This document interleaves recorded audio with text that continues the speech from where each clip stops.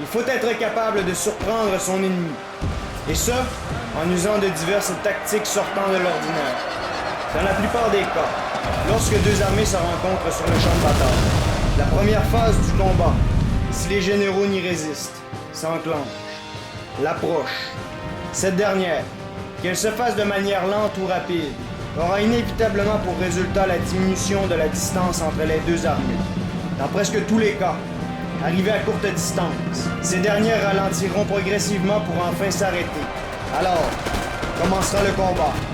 Et ce, qu'il soit inauguré par une charge générale ou par un harcèlement. Mais que faire si, suite à la phase d'approche, une des deux armées ne s'arrête tout simplement pas? Dans un combat coopératif alliant mon personnage, Bad Baileys, un personnage nommé Cat Redfish, et nous opposant au duo composé de DS Shoel et de Jack Russe 93, nous userons d'une tactique nouvelle, baptisée la Chernobyl Charge, véritable rouleau compresseur destiné à écraser toute résistance, de manière primitive et brutale, puisque le combat sera un désastre total pour les armées d'élite que nous affronterons. Dans un second combat, singulier cette fois, opposant mon personnage, Bad Baileys, un personnage nommé Clausewitz, nous ferons un emploi plus tactique de la Chernobyl Charge. Et si nous diminuerons légèrement notre choc sur l'armée ennemie, plus disciplinée que la nôtre, cette défaite n'en sera aucunement atténuée. Place au combat!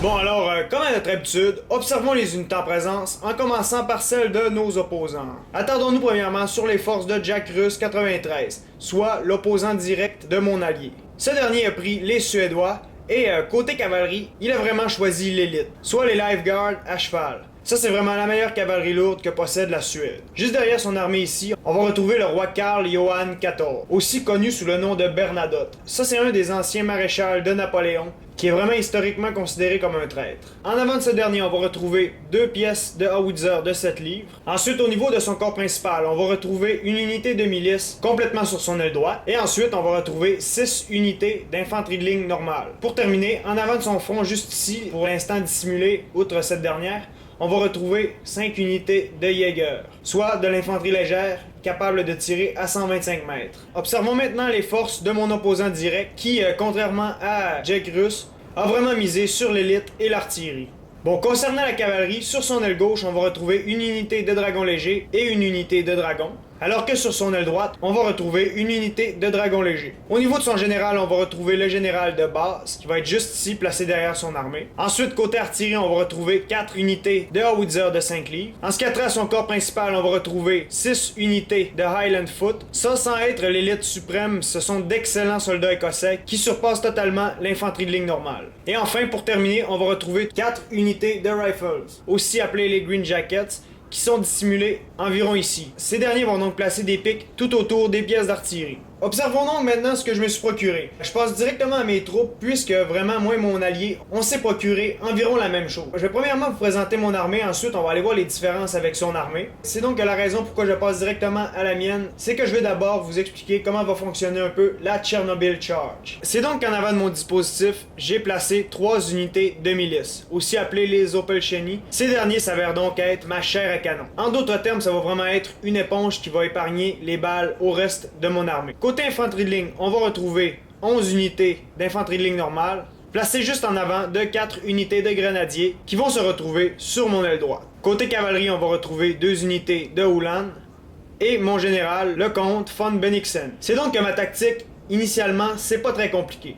En gros, dès la première seconde, je vais faire avancer mon armée vers celle de mon opposant. Et pour bien comprendre ma tactique, observez bien la disposition de mon armée. C'est donc que moi, cette armée-ci va être toute d'un bloc. Outre, bien sûr, ma cavalerie qui va aller sur mes flancs. C'est donc que je vais prendre ce bloc-ci et je vais le faire avancer jusqu'en face de mon opposant. En d'autres termes, mon infanterie de ligne va se retrouver nez à nez à celle de l'ennemi. Ça va donc donner pour résultat que ma chair à canon va aller vraiment se coller sur ces dernières, créant par le fait même une sorte d'intoxication. C'est donc que moi, ce que je veux faire, c'est que je veux coller le plus rapidement possible ma chair à canon à ce niveau-ci, Et ensuite, mon infanterie de ligne va commencer à tirer, alors que complètement sur mon aile droite, placé juste derrière mon infanterie de ligne, on va retrouver mes grenadiers qui vont lancer une grenade chaque. Par la suite, je vais tout faire passer ça en mêlée et le désastre va être total. Observons donc rapidement les forces de 4 Redfish, mon allié. En passant, ce dernier a donc pris les Autrichiens. Moi, je lui avais conseillé, pour être plus thématique, puisqu'on testait la Chernobyl Charge, de prendre les Russes. Cependant, il a insisté pour prendre les Autrichiens, puisqu'il les trouve meilleurs. Et il a totalement raison à ce niveau. C'est donc que conformément au plan, il a placé 3 unités de Landwehr juste en avant de son armée. Ensuite, on va retrouver 6 unités de fusiliers hongrois juste ici, ainsi que 3 unités de fusiliers allemands juste ici. Derrière ceux-ci, on va retrouver 4 unités de grenadiers hongrois. Et la différence avec mon armée, c'est qu'il a troqué une unité d'infanterie de ligne pour une unité de Ulan, portant ici son compte à 3. Pour terminer, on va ensuite retrouver son général, le général Joseph Alvinci. On peut donc maintenant appuyer sur Play! C'est donc que, comme vous pouvez le constater, la première action que je vais faire, c'est que je vais faire avancer mon armée. Bien entendu, je ne la ferai pas courir, je vais plutôt la faire marcher, puisque mon but, c'est d'économiser ses énergies. C'est donc que du côté de mon allié aussi, il va faire avancer son armée. Cependant, initialement, il va courir durant quelques instants, mais je vais lui conseiller de ne pas courir. Mais il me répond que c'est vraiment temporaire, c'est seulement pour reprendre le retard sur mon armée. Alors du côté de ma cavalerie, je vais venir la placer sur mon aile droite, alors que mon opposant direct va étirer son dispositif, puisqu'il voit que sans quoi, je vais le déborder. Alors comme vous pouvez le constater, mon opposant a sorti ses 4 unités de rifles, qu'il a placées juste ici, et son artillerie va se mettre à tirer sur mes unités. Comme il s'est fié sur le tir par défaut, sa cible principale va être, à mon grand plaisir, ma chair à canon. Alors à ce stade-ci, mon opposant doit être bien en confiance et se dire que ses unités de rifle vont être bien capables de marceler durant un moment. Cependant, dès que mes unités vont être à bonne distance, ma tactique va le désillusionner. Pour l'instant, bien que je sois sous le feu ennemi, je marche toujours. Et ma cavalerie, sur mon flanc droit, suit mon armée de près. Et c'est donc au moment où je mentionne ceci que je vais ordonner à la totalité de mon armée de courir. Et comme vous pourrez le constater, les pauvres vont être accueillis par une intense pluie de balles. Cependant, de mon côté, stoïquement, je vais poursuivre ma progression. Probablement que les rifles juste ici s'attendent à ce que mon armée va s'arrêter. Cependant, à ce niveau, il va être très déçu. C'est donc qu'au niveau des infanteries de ligne ennemies, mon armée va être tout autant accueillie par une pluie de balles. Cependant, la majorité de mes Opelcheni ont fait du bon travail à ce niveau. C'est donc qu'en passant au travers des rifles, ces derniers, pour la plupart, vont entrer en déroute. Du côté de mon flanc gauche, comme je vois que je déborde initialement mon opposant, je vais venir placer mes unités afin que je puisse flanquer ce dernier. D'autre part, avec ma cavalerie, j'ai effectué une charge brutale contre la cavalerie de mon opposant qui se retrouvait sur son flanc gauche. Et pour venir assister ces derniers, j'ai tourné une unité de mousquetaires. Our men are running, sir. Ce qui va être fatal pour la cavalerie ennemie. C'est donc que tout le long du front, le combat est extrêmement intense entre nos deux unités. Et c'est donc alors qu'aidé par mon infanterie de ligne, ma cavalerie a gagné le combat. D'autre part, au niveau de mes grenadiers, ces derniers ont lancé leur grenade sur mon opposant, qui va perdre beaucoup sur ce coup. Alors que mon infanterie de ligne est en train de flanquer mon opposant, j'ordonne une charge contre le général de mon ennemi, qui va mourir au premier contact. C'est donc que dès que je vois que le général ennemi meurt, je veux ordonner une charge avec la totalité de mon armée contre mon opposant. Ce dernier va ainsi grandement en souffrir puisque les Russes sont excellents à la charge.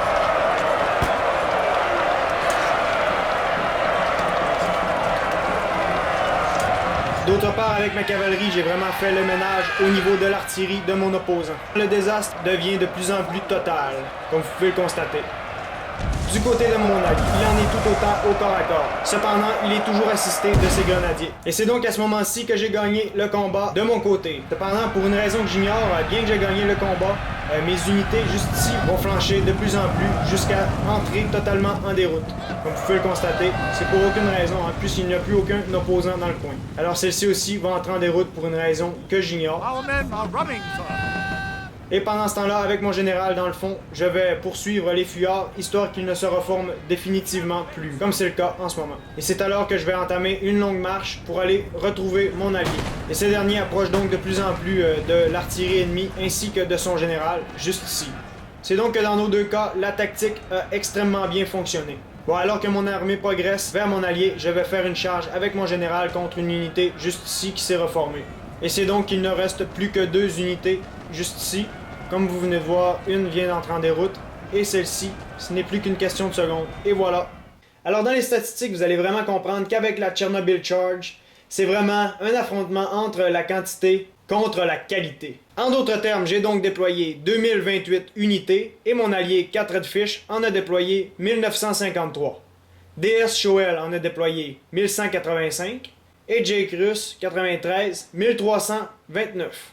J'ai abattu 942 unités et mon opposant 1087. C'est donc que nos statistiques à ce niveau-ci sont vraiment pas très impressionnantes, mais n'oubliez pas qu'on se battait vraiment contre des petites armées d'élite. Et en voyant ce détail, on comprend vraiment qu'on a abattu un immense pourcentage de leurs armées. Pour terminer, DS Shoel a abattu 1034 unités et Jack Russ 1326. Observons maintenant la deuxième bataille. Bon alors, comme à notre habitude, observons les unités en présence en commençant par celle de mon opposant. Bon, c'est donc que Clausewitz, fidèle à son nom, a pris les Prussiens. Observons d'abord ce qui va se retrouver sur son aile droite.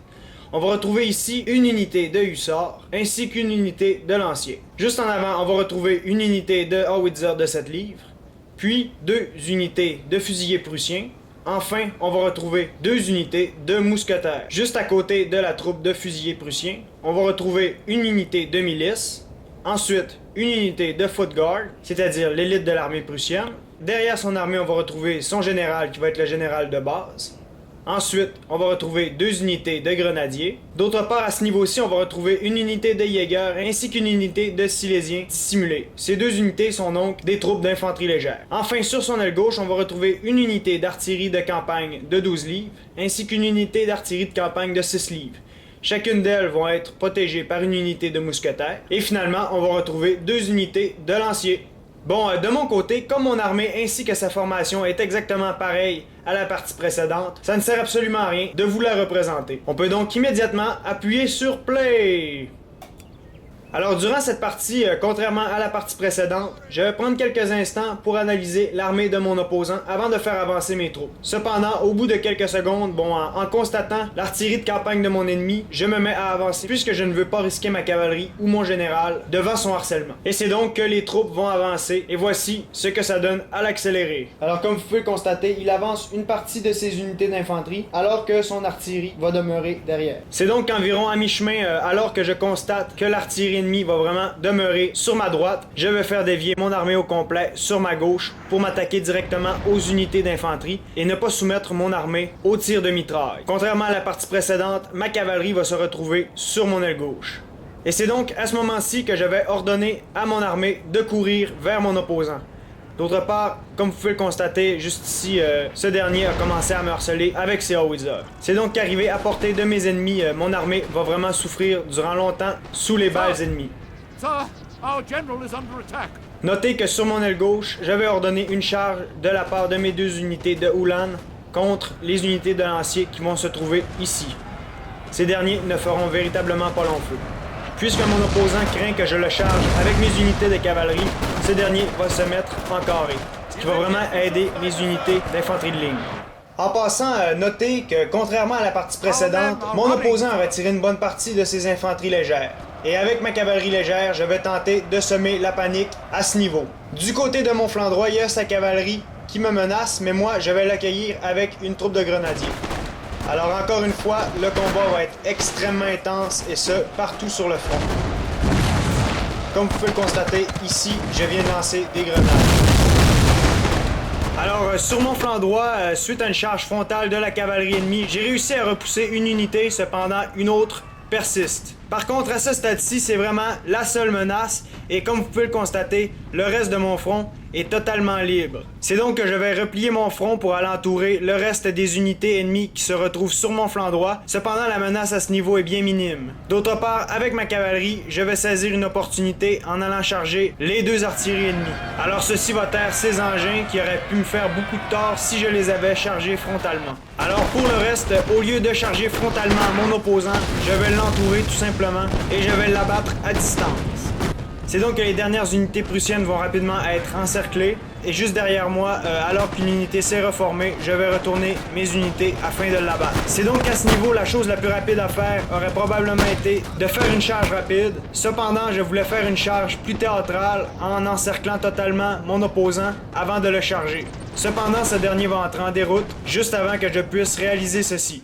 J'ai donc encore une fois déployé 2028 unités et mon opposant en a déployé 1452. J'ai abattu 932 unités et ce dernier en a abattu 826. C'est donc qu'aujourd'hui on a essayé une tactique nouvelle. Cette tactique a été baptisée pour l'occasion la Chernobyl Charge.